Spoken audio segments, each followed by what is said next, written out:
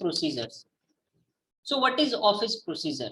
Okay, office procedure means a set of rules needed to be followed while carrying out the works in an office. किसी भी organisation का कुछ policy होता है, उसका कुछ प्रोसीजर होता है. प्रोसीजर क्या? वेज, कैसे किसी काम को करेंगे, उसका जो तरीका है उसको हम प्रोसीजर कहते हैं. Which step is needed to be taken first, which after that, and which at the last. This type of decisions and the the planning of this is said to be procedures. Okay, so let's discuss in details. Office procedures are the set of rules or the policies guiding the operation of an office or business. Okay, किसी भी business unit को कैसे काम करना है, how it can work effectively, इसके लिए rules regulations बनाए जाते हैं, पॉलिसीज बनाई जाती है. उसी में जो प्रोसीजर का क्लॉज है वो भी डाला जाता है, क्योंकि प्रोसीजर ऑपरेशंस के लिए जरूरी है. ऑपरेशंस मतलब एक्चुअल वर्किंग के लिए क्या प्रोसेस फॉलो करना है, क्या रूल देखना है, क्या पॉलिसी फॉलो करना है, what are the norms, what are the steps, ये सब कुछ एक पॉलिसी डॉक्यूमेंट में डिफाइंड होता है. ठीक, they are formal process followed by an organization to collect the necessary information for making efficient and effective decisions. Hence following are the main importance of office procedures. कह रहा है importance of office procedures, कह रहा है देखो ये एक formal process है, इनफॉर्मल प्रोसेस नहीं. इनफॉर्मल प्रोसेस मतलब अनऑफिशियल प्रोसेस. ठीक है, जैसे क्या होता है, मान लीजिए हम लोग आप लोग को लिंक शेयर करते हैं किस चीज में, गूगल क्लासरूम में. आप अपने फ्रेंड्स को ये गूगल क्लास रूम वाला लिंक जो है वो हम लोग के स्कूल का जो आप लोगों ने फेसबुक का पेज बनाया हुआ है ना, ग्रुप बनाया हुआ है, उसमें डाल देते हैं, तो वो अनऑफिशियल लिंक है. ठीक है, वो आप करते हैं, इट इज गुड, नाइस, पर वो इनफॉर्मल वे है. ठीक है, फॉर्मल क्या है, ऑर्गेनाइजेशन ये बोलता है कि यहाँ पे इस डेटा को डालना है. ठीक है, कैसे डालना है, क्या प्रोसेस है, उसको हम फॉलो किए, उसको हम वैसे ही डालें. ठीक है, दूसरा उसी तरीके का कि जैसे किसी को आपको कोई ऑर्डर देना है किसी प्रोडक्ट के लिए, तो आप उसके लिए क्या क्या स्टेप्स फॉलो करेंगे. ठीक है, सबसे पहले आप एक इनवॉइस फिल करेंगे. ठीक है, फॉर्म फिल करेंगे, उस फॉर्म को ले जाएंगे. ठीक है, फॉर्म को ले जाके उसको अटेस्ट कराएंगे. अटेस्ट कराने के बाद उस फॉर्म का एक जेरोक्स और कराएंगे. उसके बाद लेके जाएंगे क्लर्क के पास, क्लर्क उसको पास करेगा हेड ऑफिस के पास, हेड ऑफिस उसको सैंक्शन करेगा, फिर वो ऑर्डर कंफर्म माना जाएगा, फिर वो डिलीवरी होगा. ठीक है, तो ये पूरा रूल है कि कहाँ से आपको शुरू करना है, कहाँ पे खत्म करना है. तभी एक ऑर्गेनाइजेशन अच्छे ढंग से, इफेक्टिव ढंग से चल पाएगा, नहीं तो हौच पौच हो जाएगा. ठीक है, उसके बाद आता है hence following are the main objectives sorry importances of office procedures. तो यहाँ कुछ ऑफिस प्रोसीजर्स के इंपॉर्टेंस डिस्कस किए हुए हैं. सबसे पहला कहता है for performance of free related jobs in organisation and uniform way. किसी भी काम को बिल्कुल एक समान तरीके से स्मूथली करने के लिए और हमेशा वैसा ही कंडीशन बना रहे, इसके लिए एक ऑफिस प्रोसीजर बनाया जाता है. दूसरा, for abiding by the law of appropriate reason where the business is functioning. जिस देश में, जिस राष्ट्र में, जिस प्रोविंस में कोई बिजनेस हो रहा है, वहां का जो ऑफिस प्रोसीजर होता है वो उस जगह का लोकल कानून मानते हुए डिजाइन किया जाता है ना. कहीं पे कोई काम करना इलीगल है तो वैसे काम को करने के लिए किसी भी तरह का प्रोसीजर नहीं डिसाइड किया जाएगा. अगर उसमें हम कोई ऐसा स्टेप डिसाइड कर रहे हैं जो कि लीगल नहीं है, तो उस स्टेप को हम क्या करेंगे, नहीं फॉलो करेंगे. ठीक है, तो हम प्रोसीजर बनाते समय इस बात का ध्यान रखते हैं कि कानून का कहीं भी उल्लंघन ना. ठीक, point number C, for proper solution to organizational problem by listening and implementing the opinions, ideas and information from even lower level of staffs. कह रहे बहुत से लोगों से बैठ करके डिस्कस किया जाता है ये आइडिया कि कैसे एक ऑफिस प्रोसीजर बनाया जाए. इसमें एग्जीक्यूटिव्स भी रहते हैं, लोअर लेवल के मैनेजर्स भी रहते हैं, सबऑर्डिनेट लेवल के मैनेजर्स भी रहते हैं और वर्कर्स भी रहते हैं. वो सब लोग मिल करके उनके प्रॉब्लम्स को सुन करके, समझ करके एक प्रोसीजर डिसाइड किया जाता है ताकि सबका भला हो सके, है ना. अब कोई आपका ऑफिस प्रोसीजर ऐसा है या फिर आपके ऑफिस में कोई रूल ही नहीं है, कोई प्रोसीजर ही नहीं है, तो बेचारा एक लोअर लेवल का जो एम्प्लॉई है उसके ऊपर एक्सेसिव बर्डन ऑफ टास्क है, वो अपना इफेक्टिविटी, अपना प्रोडक्टिविटी दे ही नहीं पा रहा है. ठीक है, इसीलिए हम जब एक ऑफिस प्रोसीजर डिसाइड करेंगे, जब बनाएंगे, फ्रेम करेंगे, तो उसमें ऐसे स्टेप्स रखेंगे, ऐसे तरीके रखेंगे कि उसको किसी तरह का प्रॉब्लम दिक्कत ना हो.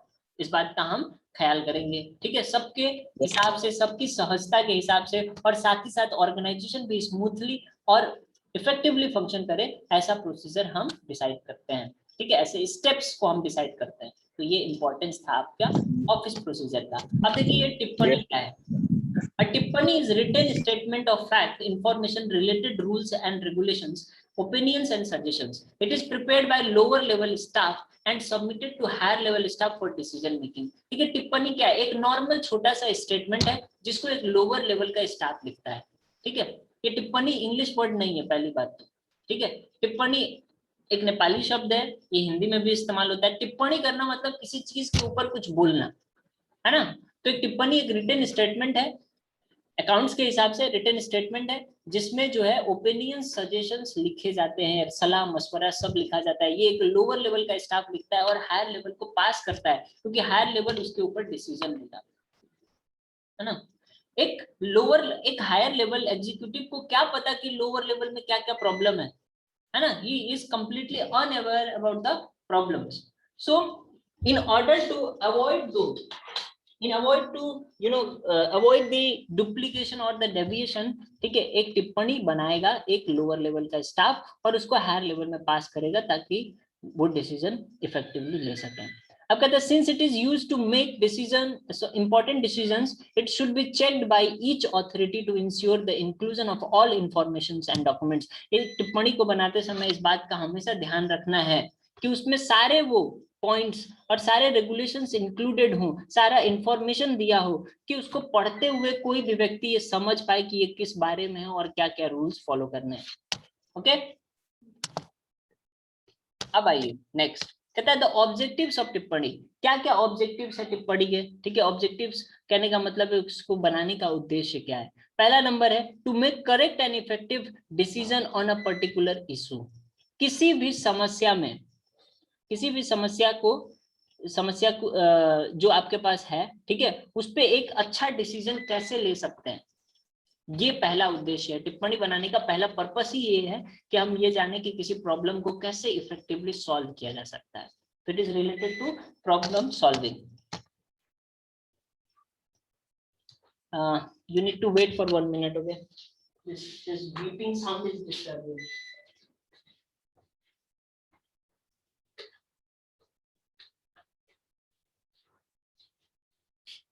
Okay, point number 2, to communicate with current problems regarding the particular issue to concerned higher authorities। अब हायर अथॉरिटी को कुछ बताना है, कुछ ग्लिच है, कुछ ऑर्गेनाइजेशन में कमी है, ठीक है, जो आप हायर अथॉरिटी तक शेयर करना चाहते हैं। तो आप क्या करेंगे, एक टिप्पणी बनाएंगे, उसमें सारा इंफॉर्मेशन लिखेंगे, उसमें सारे इंक्लूड करेंगे पॉइंट्स, अपने सारे प्रॉब्लम्स को डिस्कस करते हुए वो हायर अथॉरिटी को पास करेंगे। तो क्या हुआ, आपके और हायर अथॉरिटी के बीच कम्युनिकेट करने का एक माध्यम है, एक मीडियम है टिप्पणी। थर्ड नंबर कहता है to clear the existing unclear rules and regulations और अमेंड देम। ठीक है, कह रहे कोई ऐसा कानून है, कोई ऐसा नियम है जो आपने बना रखा है जिसमें सुधार करना है, अब उसको मॉडिफाई करना है, जमाना बदल गया, बिजनेस बदल गया, थोड़ा चेंज आना जरूरी है, तो आप रूल को थोड़ा सा लिबरेट किए या थोड़ा और टाइटन किए, इसके लिए आप एक टिप्पणी बनाएंगे, है ना। या फिर कोई एक ऐसा रूल है जो बना दिया गया, जिसको बनाते समय सारी चीजें नहीं सोची गई, अब उसमें थोड़ा सा चेंज लाना है, ठीक है, क्योंकि वो रूल अनक्लियर है, गलत नहीं है लेकिन अनक्लियर है, उसको पढ़ के समझ में नहीं आ पा रहा है कि हम क्या बोलना चाहते हैं, तो उसको क्लैरिफाई करने के लिए भी एक टिप्पणी बनाया जाता है। फिर डी नंबर कहता है to make decisions based on an opinion of all the staffs of organisation, कि सारे ऑर्गेनाइजेशन में जितने स्टाफ्स हैं उनको कलेक्ट करके उनका ओपिनियन लेके, उनका सलाह मशवरा लेके अगर कोई बड़ा डिसीजन लेना है तो उसके लिए भी हम एक टिप्पणी बनाएंगे, उसको सारे स्टाफ में बांट देंगे, सारे स्टाफ उसको फिल करके देगा, है ना। और फिर एक फॉर्म बनाएंगे, उसको सब में बांट देंगे, सारे स्टाफ वो फॉर्म फिलअप करके देंगे, उनमें उनका ओपिनियन देखा जाएगा और उसके बेसिस पे कंक्लूजन निकाला जाएगा, एक टिप्पणी में लिखा जाएगा कि क्या क्या पता चला, है ना। अब आते हैं ड्राफ्टिंग। कहता है the act of preparing a टिप्पणी in a systematic manner is called drafting a टिप्पणी। किसी भी टिप्पणी को बनाते समय अच्छे तरीके से बिल्कुल सिस्टमैटिक फॉर्म में उसको बनाना, ये क्या कहलाता है, ड्राफ्टिंग कहलाता है। ठीक है, ये जिन जिन जिन जो भी आप कर रहे हो ना स्क्रीन पे, जो भी भाई बंधु प्लीज ये हटा दो, मत करो, ये हमको दिख रहा है, सबको दिख रहा है, रेड कलर का लाइन जो अचानक आ गया है, सबको दिख रहा है।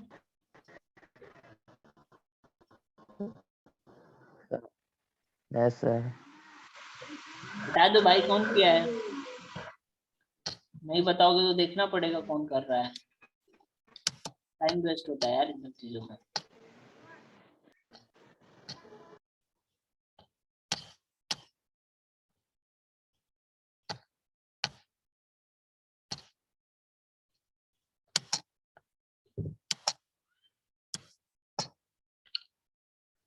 ठीक है, अब आओ ड्राफ्टिंग। हम लोग पढ़ रहे थे कि ड्राफ्टिंग में हम क्या करते हैं। ड्राफ्टिंग में हम एक टिप्पणी को कैसे प्रिपेयर करना है एक सिस्टमैटिक तरीके में, इस प्रोसेस को हम ड्राफ्टिंग बोलते हैं। कहते हैं since it should include the related facts, informations, rules and regulations in an ordinary manner, drafting a टिप्पणी is a vital issue. Correct, क्योंकि एक टिप्पणी में बहुत सारे फैक्ट्स होते हैं, बहुत सारे तथ्य होते हैं, बहुत सारा सूचना होता है, इंफॉर्मेशन होता है, बहुत सारा नियम होता है, बहुत सारे रेगुलेशंस होते हैं, तो बहुत इंपॉर्टेंट है। इसीलिए उसको प्रॉपरली ड्राफ्ट करना, प्रॉपरली बनाना एक इंपॉर्टेंट काम है ना। Points to be considered for drafting टिप्पणी, टिप्पणी बनाते समय किन किन विषय का ध्यान रखना है वो देखते हैं। ठीक है, तो कहता है नंबर 1, कहता है द सब्जेक्ट ऑफ टिप्पणी शुड बी क्लियरली मेंशन। किस लिए वो टिप्पणी बनाया गया है वो बिल्कुल साफ साफ लिख देना चाहिए। ठीक है, सब्जेक्ट ऊपर डाल के व्हाई द टिप्पणी इज, जैसे हम लोग फॉर्मल लेटर या इनफॉर्मल लेटर लिखते हैं, तो फॉर्मल लेटर में हम लोग लिखते हैं ना, एप्लीकेशन में हमेशा सब्जेक्ट, या कोई बिजनेस लेटर होता है जो भी फॉर्मल टाइप का लेटर है, तो उसमें हम सब्जेक्ट जैसे क्लैरिफाई कर देते हैं ना ऊपर ही, है ना, उसको बीच में लिखते हैं, बोल्ड लिखते हैं, बड़ा लिखते हैं, उसको हाईलाइट करते हैं। क्यों करते हैं? ताकि पता चले कि मुद्दा क्या है, किस विषय में बात हो रहा है। तो इसीलिए टिप्पणी को भी ड्राफ्ट करते समय सबसे पहले किस विषय वस्तु पे बात होने वाला है। टिप्पणी का मतलब क्या है सर? टिप्पणी एक स्टेटमेंट है ना। टिप्पणी एक ऐसा स्टेटमेंट है जो एक लोअर लेवल का इंसान बनाता है, ताकि वो हायर लेवल के जो मैनेजर्स हैं या एग्जीक्यूटिव्स हैं उनको ऑर्गेनाइजेशन के विषय में जानकारी दे सके। ये कम्युनिकेशन के लिए बनाया जाता है, सर मतलब सर कम्युनिकेशन के लिए। जैसे आज इसी की काम के लिए हम मेल का इस्तेमाल करने लगे, लेकिन मेल में भी एक टिप्पणी का फॉर्म होता है हर जगह कि आज दिन भर आप लोगों ने क्या क्या किया, क्या क्या एक्टिविटीज हुई। वो हायर लेवल मैनेजर जानना चाहता है मैनेजमेंट, तो उसको एक लोअर लेवल जो वर्किंग लेवल का इंसान है वो बनाएगा, जो सुपरवाइजर है, जो आपका क्या बोलते हैं उसको, मेंटर है या फोरमैन है, वो उसको बनाता है और फिर फॉरवर्ड करता है हायर लेवल को, है ना। अब आते, हाँ जी, okay sir, is there any question? तो समझ आ गया सर। ओके, अब पॉइंट नंबर सी देखते हैं। It should be supported by necessary documents as evidence. अगर आप कोई टिप्पणी बना रहे हैं और उसमें आप मान लीजिए बात किए म्युनिसिपैलिटी कॉर्पोरेशन से, जो लास्ट महीने जो लेटर आया था उस लेटर के हिसाब से ये फलाना इश्यूज है, मान लीजिए आप ये लिखिए। अब म्युनिसिपैलिटी कॉर्पोरेशन के हिसाब से जो लेटर आया था वो इनक्लोज करिए, उसमें लगाइए, तो उसमें नेसेसरी डॉक्यूमेंट लगे हुए होने चाहिए, सबूत।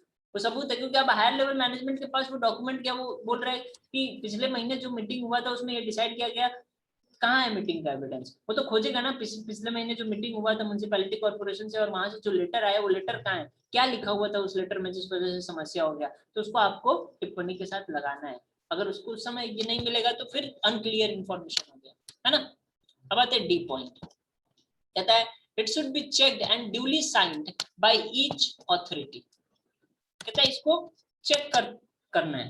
ठीक है, मतलब टिप्पणी जो है ड्राफ्ट करते समय एक बार बना के दोबारा चेक करना है ना। और जो उसके लिए रिस्पॉन्सिबल अथॉरिटी है, जिसका साइन चाहिए, जिसका ठप्पा चाहिए, स्टैम्प चाहिए, वो सब कराएंगे उसमें। ठीक है, ताकि वो वैलिड हो सके। नहीं तो मान लीजिए आप टिप्पणी का एक फॉर्म है सामने भर के चुपचाप से मेल कर दिए मैनेजर को, मैनेजर बोले आप बेवकूफ हो क्या, पहले मेरे को सुपरवाइजर का साइन चाहिए इसके ऊपर, है ना। कैसे पता चलेगा कि ये चेन फॉलो करते हैं हुए आया है कि नहीं, कैसे पता चले? सुपरवाइजर का साइन होने का क्या मतलब है कि supervisor knows what you have written. हाँ सर हजुर को साउन्ड अटकिरहेछ। अभी ठीक है, अभी ठीक है। सर एकचोटि अझै डी नम्बर भनिदिनु न। 3 नंबर, थर्ड नंबर कह रहा है it should be supported by necessary documents as evidences. अगर आप किसी टिप्पणी के अंदर कोई पुराना घटना या फिर कोई पुराने डॉक्यूमेंट की बात कर रहे हैं कि 1997 के सेल्स रिपोर्ट के हिसाब से हम लोग दुनिया में नंबर 2 पे थे, है ना। अब आपका आज जो बैठा हुआ है हायर लेवल ऑफ मैनेजमेंट में जो इंसान बैठा हुआ है उसको आपके 1997 का सेल्स नहीं पता है, कैसे पता चलेगा उसको उसके 1997 में क्या सेल्स था? बैलेंस शीट से पता चलेगा, तो बैलेंस शीट इंक्लूड होना चाहिए। प्रॉपर नेसेसरी डॉक्यूमेंट लगा हुआ होना चाहिए, ये यही कह रहा है। ठीक है, अब नीचे आए डी नंबर पॉइंट, तो ये बोले कि ये जो है जो ऑथराइज्ड पर्सन है उसका इसमें सिग्नेचर हुआ होना चाहिए, उसमें उसका स्टैंप हुआ होना चाहिए, अगर नहीं हुआ है तो ये फिर वैलिड नहीं होगा, है ना। फिर आता है रिपोर्ट। अब रिपोर्ट क्या है देखिए, कहता है a report is a written statement of jobs done by an organization, committee, commission, etc. कहते हैं जब भी कोई नया प्रोजेक्ट लॉन्च किया गया, कोई नया काम शुरू किया गया, तो क्यों रिपोर्ट बनाया जाता है? नया ही नहीं, पुराना काम रोज कैसे किस तरह ढंग से हो रहा है उसके लिए एक रिपोर्ट बनाया जाता है। रिपोर्ट हम लोग सुनते आए, submit your report on time, कोई बोलता है I need the report by today evening, कोई बोलता है your report is not clear. So what is basically report? कोई काम कैसे तरीके से हुआ, ठीक है, कोई ऑर्गेनाइजेशन या किसी जॉब में कोई इंसान है, उसका प्रोफाइल जो है, ठीक है, वो उसका जो वर्क है उसको वो रिटन स्टेटमेंट के फॉर्म में जब देता है तो उसको बोलते हैं रिपोर्ट। जैसे मैंने बोला कि एक रिपोर्ट बनाइए हमारे स्कूल में, ठीक है, कितने स्टूडेंट्स ऐसे हैं जो बीपीएल के नीचे हैं, यानी बिलो पॉवर्टी लाइन के हैं, गरीबी रेखा से बहुत नीचे है, बहुत गरीब है, आप इसके ऊपर एक रिपोर्ट बनाइए, तो एक डिटेल्ड स्टेटमेंट हो गया, है ना। इसमें आप सारे फैक्ट्स फिगर्स पहले गैदर करेंगे, फिर उसको अरेंज करेंगे प्रॉपरली, फिर उसको फिट करेंगे, फिर उसमें कुछ पिक्टोरियल ग्राफ्स लगाएंगे, है ना, प्रेजेंटेशंस लगाएंगे, फिर उसको एक अच्छे से फाइल में इनक्लोज करेंगे और उसको सबमिट करेंगे, वो रिपोर्ट हुआ। ठीक है, उसमें उस सब्जेक्ट से रिलेटेड, उस मुद्दे से रिलेटेड सारा इंफॉर्मेशन जो आप गैदर कर पाए वो आप दिए। ठीक है, तो क्या कहता है, it includes the details about the problems, progress, achievements, facts, informations, etc. regarding the problems under study. The main objective of report are listed below. कह रहा है इसमें क्या क्या हो सकता है, इसमें वो समस्याएं हो सकती है जिससे ऑर्गेनाइजेशन जूझ रहा है, प्रोग्रेस हो सकता है, कितना हमने ग्रो किया लास्ट ईयर, दिस ईयर, इस महीने हमारा सेल्स कितना ऊपर हुआ, परचेजेस हमने किस किस चीज का किया, प्रोग्रेस, अचीवमेंट, हमने क्या क्या अचीव किया, हम कौन कौन से मीडिया एजेंसी पे हिट रहे, हमने कितने नए एसेट्स खरीदे, हमने जो अपना स्टैंडर्ड सेट किया था वो हम मेंटेन कर पाए कि नहीं, फैक्ट्स क्या, और हमारे ऑर्गेनाइजेशन से रिलेटेड और कौन कौन से तथ्य हैं, ठीक है, इंफॉर्मेशन, कहाँ से क्या इंफॉर्मेशन मिला उस प्रोजेक्ट से, सॉरी उस वर्क से रिलेटेड, ये सब कुछ एक रिपोर्ट में इंक्लूड किया जाता है। कहता है इसको बनाने के कुछ पर्पस हैं, कुछ ऑब्जेक्टिव्स हैं, उसको डिस्कस करते हैं। ठीक है, सबसे पहला कहता है to find out the efficiencies of a particular department and the ways to overcome them. कह रहा है किसी भी डिपार्टमेंट में कौन सी इनएफिशिएंसी मतलब कहाँ पे कमी है वो पता करना, और फिर उसको कैसे सुधारा जा सकता है, इसके लिए कुछ तरीके, दोनों होगा रिपोर्ट में, प्रॉब्लम भी होगा, what is the problem and how can we solve the problem will also be included in report. Number B कहता है to disclose the facts about public programs run by government and their relevance to society. कोई report इसलिए भी बनाया जाता है क्योंकि government चाहती है कि आप उसके बारे में जानें, तो उसको इंटरनेट पे पब्लिश कर देती है, या फिर छोटे छोटे बुक्स बना के बुक स्टॉल्स में दे देती है, वहां से आप खरीद सकते हैं कि अगले 5 साल तक हमारे गवर्नमेंट का क्या एजेंडा है। जब गवर्नमेंट ये चाहती है कि आपको वो बताया जाए, आप भी जानो उस चीज के बारे में, तब वो इस तरह का रिपोर्ट का इस्तेमाल करता है। तीसरा, to discuss the performance and progress of a particular organisation, किसी एक ऑर्गेनाइजेशन के बारे में जब जानना हो, उसके प्रोग्रेस के बारे में जानना हो, उसका जो परफॉर्मेंस है, करंट क्या कैलिबर है, कैसा काम कर रहा है वो अभी, क्या उसका मार्केट वैल्यू है, ये सब अगर आपको जानना हो तो भी एक आप रिपोर्ट ऑब्टेन कर सकते हैं उस ऑर्गेनाइजेशन के बारे में, और आपको सब कुछ पता चल जाएगा उसमें। कहता है to serve as a foundation on the basis of which decisions are taken, किस फाउंडेशन पे, किस आधार पे कोई डिसीजन लिया गया, है ना, इसके लिए भी एक रिपोर्ट बनाओ। जैसे होता है ऑर्गेनाइजेशन में, कोई स्टाफ होता है, मान लो वो ओवर रिएक्ट कर गया, गुस्सा गया, किसी तरह का बैड बिहेवियर कर दिया किसी के साथ, तो उसका बॉस बोलता है make me please submit a report for the mishappening of this activity, ये एक्टिविटी क्यों ऐसा हुआ, या why did this mischief to place, you please make a report on that, है ना। रिपोर्ट ऑन दैट मतलब क्यों हुआ, क्या ऐसा हुआ था कि तुमको ऐसा करना पड़ा, जब पूरी वो घटना का विवरण क्या है वो पूरा लिख के देना पड़ेगा। फिर डी नंबर कहता है, हाँ, फिर कहता है कि अगर कोई डिसीजन ऑर्गेनाइजेशन में लिया गया कि ये डिसीजन लिया जा रहा है तो क्यों लिया जा रहा है, इसके पीछे क्या लॉजिक है ना, ये सब कुछ इंक्लूड करता है एक रिपोर्ट। अब आते कहते हैं report being a significant document for an organisation should be prepared by skilled and experienced staff by following the standard procedures. Following factors should be taken into the consideration while drafting a report. कह रहे report बहुत important document है organisation के लिहाज से, इसीलिए उसको कौन बनाएगा?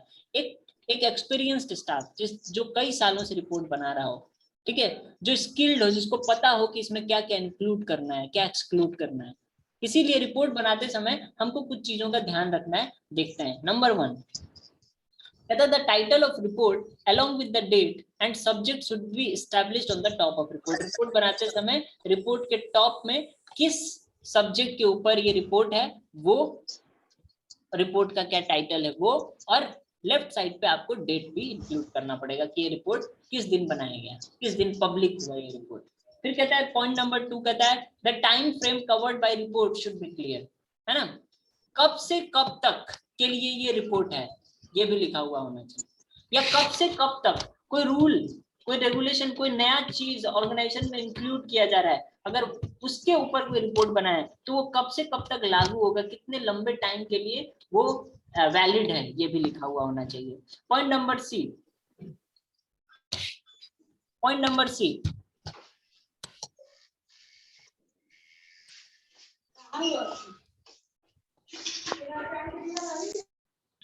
अब मत करना यार, सो मत करो। अब देखते हैं पॉइंट नंबर सी क्या है। कहता है the information should be represented in such manner that they are comprehensive and communicative. कह रहा है जो भी इंफॉर्मेशन आप दिए हैं वो इतना इलेबोरेटेड होना चाहिए कि उसको इजीली समझा जा सके और उसको आगे बताया भी जा सके, उसको समझना जितना आसान हो उतना ही आसान उसको कन्वे करना हो। जनरली देखिए क्या होता है, गवर्नमेंट जो रिपोर्ट्स होते हैं ना वो बड़े पेचीदा होता है, उनको पढ़ के 2-3 बार पढ़ना पड़ता है, सब समझ में आता है। हालांकि ड्राफ्टिंग बहुत अच्छी तरीके से शायद की जाती है, उन लोग तो बहुत एक्सपीरियंस्ड इंसान लोग करते हैं, लेकिन लैंग्वेज जो है वो इतना फ्लेक्सिबल नहीं होता है कि वो सबको समझ में आ सके। तो हम लोग को अगर कोई रिपोर्ट बनाना है तो हम कोशिश करेंगे कि मर्यादित भाषा हो, रिस्पेक्टेबल लैंग्वेज हो, लेकिन साथ ही साथ अंडरस्टैंडेबल भी हो, समझ में भी आए, है ना, जनरल पब्लिक को। फिर आता है D, report must incorporate the opinions and suggestions of report writer. जो रिपोर्ट बनाया है उसका खुद का पर्सनल सजेशन भी रिपोर्ट में होना चाहिए, है ना। Finally report must be duly signed by the preparer of retain its validity.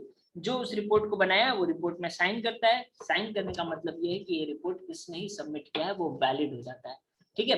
कहता है रिपोर्ट इज एन आउटपुट और conclusion of certain investigations, research और study following are the various sets of reports. कह रहे रिपोर्ट बनाया क्यों जाता है, अभी हम लोग सीखे रिपोर्ट बहुत सारे पर्पस के लिए, कोई इन्वेस्टिगेशन है किसी चीज के ऊपर, कोई स्टडी है, कोई रिसर्च है, किसी चीज को हम खोज रहे हैं, किसी चीज के ऊपर हम किसी तरह का पढ़ाई कर रहे हैं, अध्ययन कर रहे हैं, या कुछ इन्वेस्टिगेट कर रहे हैं, कोई केस हो गया, वो कैसे हुआ, क्या हुआ, आप बीती जानने की कोशिश कर रहे हैं, तो उसके लिए रिपोर्ट बनाया जाता है। इसलिए रिपोर्ट जो है वो कई तरीके का होता है, ठीक है। पहला है एनुअल रिपोर्ट, साल में एक बार ये रिपोर्ट बनेगा, नाम से ही पता चल गया, है ना।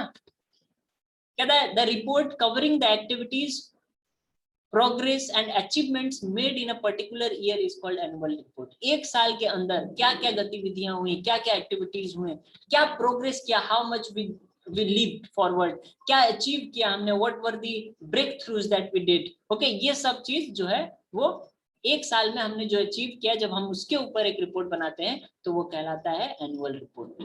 क्या क्या एक्टिविटी की है, क्या प्रोग्रेस की है, क्या फेल्यूर्स रहे, ये भी आप उस रिपोर्ट में लिख सकते हैं। कहता है it is prepared by all kinds of organisations to measure their performance over the year. कह रहा है हर ऑर्गेनाइजेशन साल में एक बार रिपोर्ट जरूर बनाता है, और ये गवर्नमेंट की तरफ से क्या ऑब्लिगेशन भी है, दायित्व भी है, मतलब रूल्स इसके ऊपर इम्पोज हुए कि आपको बनाना ही पड़ेगा, ये कंपलसरी है ना, मैंडेटरी है, तो कंपनीज बनाती हैं। इन companies annual report comprising of financial document is presented at general meeting for approval by the shareholders। जब हम लोग जीएम होता है, जनरल मीटिंग होता है, एनुअल जनरल मीटिंग आप लोग को पता ही है, 9th से पढ़े हैं ये जीएम, साल में एक बार शेयर होल्डर्स के साथ जो मीटिंग होता है जिसमें आने वाले वर्ष के लिए हम लोग प्लानिंग करते हैं, पिछला जो वर्ष में हो गया उसको डिस्कस करते हैं, अपना बैलेंस शीट फाइनेंशियल स्टेटमेंट भी डिस्कस करते हैं और डिस्क्लोज भी करते हैं, है ना।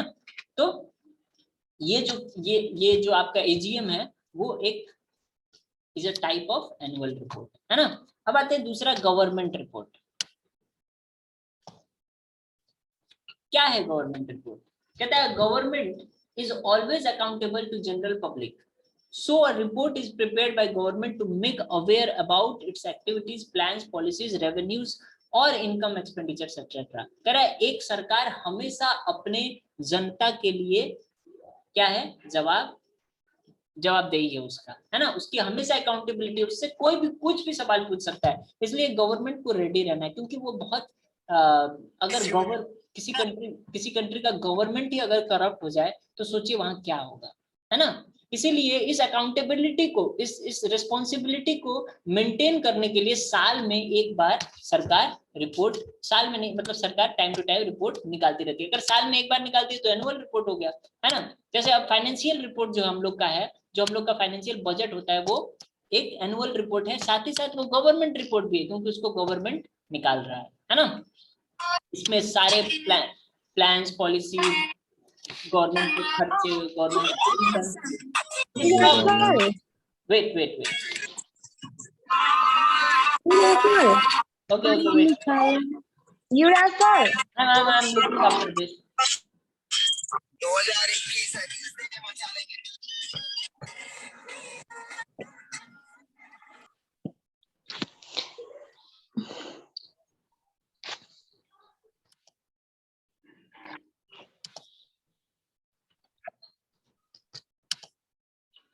सोनू का तो बंद है भाई, मत करो यार ऐसा बीच बीच में बजा के, क्या ये सब क्या करते हो यार, ये सब तुम लोग काम करो ना। अच्छा आओ अब नेक्स्ट देखते हैं, यहाँ देखो क्या लिखा है। Based on this report people can जज on the efficiency of the government. कह रहा है गवर्नमेंट रिपोर्ट पढ़ के, ठीक है, लोगों को गवर्नमेंट के एफिशिएंसी के बारे में पता चलेगा कि सरकार कितनी अच्छे से काम कर रही है, कहाँ कहाँ कमी रह गया सरकार से। इस साल 200 करोड़ रुपए का घोटाला हो गया, आइला सरकार बहुत खराब काम की, है ना। ये सब घोटाला, ये स्कैम, जो अचीवमेंट्स है, सब रिपोर्ट में इंक्लूड होगा। इस साल यहाँ लॉस हुआ, इस साल यहाँ प्रॉफिट हुआ, ये सारा सब कुछ सरकार सब कुछ डिस्क्लोज करती है।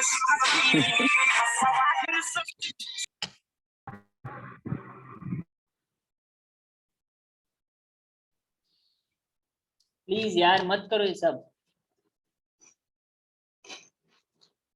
आप लोग जब ये सब कर रहे होते हैं ना, तो ये फ्रीक्वेंसी पीछे कैच हो रहा होता है, सामने रिपोर्ट आता है जूम के तरफ से, पता चल जाता है कहाँ से कितना फ्रीक्वेंसी निकला। अगर अभी भी हम मान लो आपको नहीं देख पाएंगे तो शाम में तो पता चल ही जाएगा बाबू, क्लास से बाहर निकल जाओगे। क्यों करते हो यार, और सर लोग को परेशान कर रखे हो।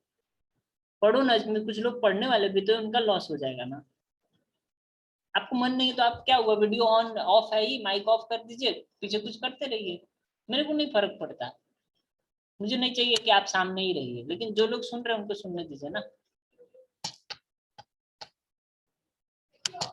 चलो ठीक है, अब आते हैं ऑडिटर। ऑडिटर हम लोग को पता है ऑडिटर कौन होता है। ऑडिटर एक चार्टेड अकाउंटेंट एक ऑडिटर है ना। सर कौन बदर की बता रहा है सर? हजूर पता नहीं कौन बता रहा है, पता चल जाएगा सामने दे। अब आज का जब दिन ओवर होगा तो सर किक कर दो।